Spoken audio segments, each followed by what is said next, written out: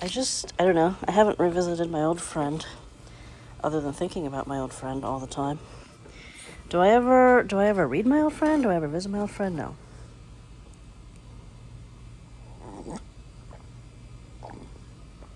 No, I don't. This is not my original copy. This is a copy I got later. Will I really, actually take an axe, start bashing her on the head, smash her skull to pieces? Will I really slip in sticky warm blood, force the lock, steel, tremble, hide, all soaked in blood, axe in hand? Lord, will I really? All right. Every book I have is like this, where like the first third of it is just, you know what I mean. Actually, that wasn't even my goal. Was just to turn to a random page. Like, let me just read a random passage. But now it's like, you know what was I fucking bookmarking? I do know at some point. Oh shit! Oh my god! It is July, in early July, in exceptional heat. Toward evening, a young man left the gate. Wait, wasn't this the first page? This is the first page. Everything else is the prologue. I know this. I know because I know. In early July, in exceptional heat, toward evening, a young man left the garret he was renting in S Lane. He does this, I guess, sometimes. Stepped outside and slowly, as if in two minds, set off towards Caybridge. He had successfully avoided meeting his landlady on the stairs. His garret was right beneath the eaves of a tall 5-story building, and resembled a cupboard more than it did a room. His landlady, a tenant herself, who provided him with dinner and a maid, occupied separate rooms on the floor below, and every time he went down he had no choice but to pass her kitchen, the door of which was nearly always wide open. And every time he passed it, the young man experienced a sickening, craven sensation that made him wince with shame. He owed his landlady a small fortune, and he was scared of meeting her. Well, it sounds like me and my mother, because I'm ashamed. I'm like, I'm sorry, Mom. Sorry that I'm here. I really tried. I know I owe you more than this. Not that he was really so very craven or browbeaten. Far from it, but for some time now he had been in an irritable, tense state of mind, not unlike hypochondria. He'd become so self-absorbed and so isolated that he feared meeting anyone, not just his landlady. He was being suffocated by poverty, yet lately even this had ceased to bother him. He'd entirely abandoned and had no wish to resume his most pressing tasks, and he couldn't really be scared of a mere landlady, whatever she might be plotting, but to stop on the stairs to listen to her prattle on about everyday trivia that meant nothing to him. Oh, goodness. And to pester him about payments, threaten and whine, while he had to squirm, apologize, and lie. No better to sink past like a cat and slip out unnoticed. Still, as he stepped out onto the street, even when he was astonished by the terror that had overcome him just now with the thought of meeting his creditor. Here I am, planning to do a thing like that. I'm scared of the merest trifle, he thought with a strange smile. Yes, man has the world in his hands, but he's such a coward, and he can't even grab what's under his nose. An axiom, if there ever was one. Here's a question. What do people fear most?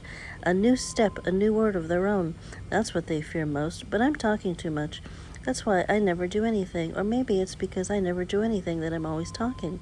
It's the only past month that It's only in the past month I've learned to wither away like this, lying in my corner for days on end and thinking about King P.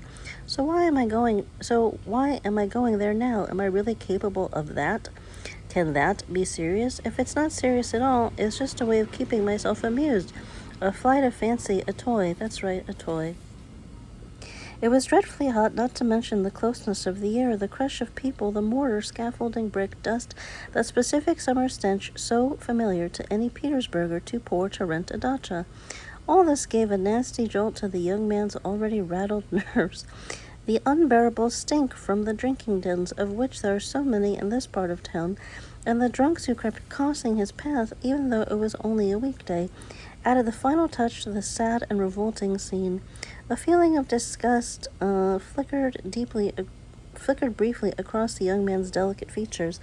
He was, by the way, remarkably good-looking, with dark eyes and dark brown hair, taller than average, with a slim and elegant figure.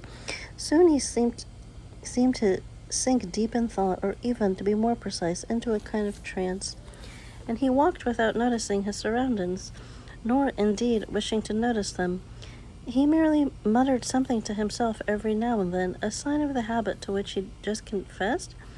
At such moments, even he could see that his thoughts were prone to confusion, and that he was extremely weak. He'd barely eaten anything for the better part of 2 days.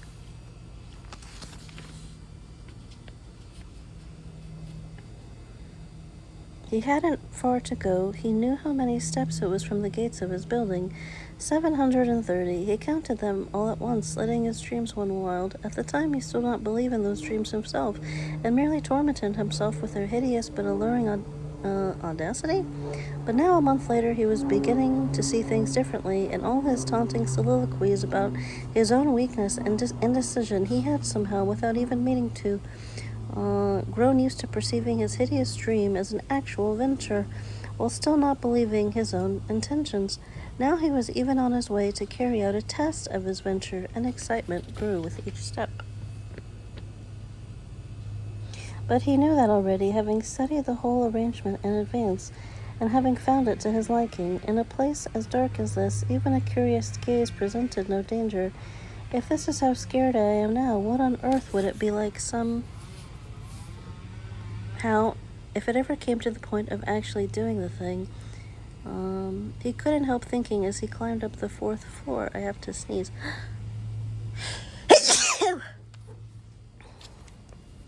Excuse me.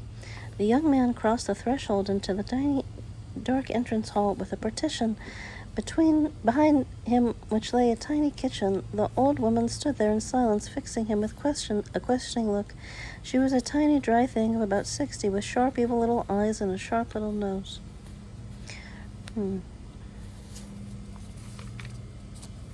That's enough for today, but I remember I was writing this paper in graduate school, and I used this copy, but I don't know why I only marked these.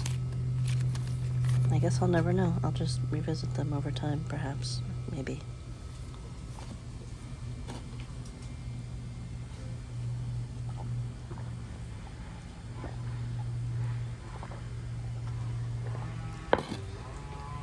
Do you really need to do that right now? The day that I picked. I mean, I didn't pick it. It just seemed like a nice idea. And I was just doing your job, It's fine. I get it.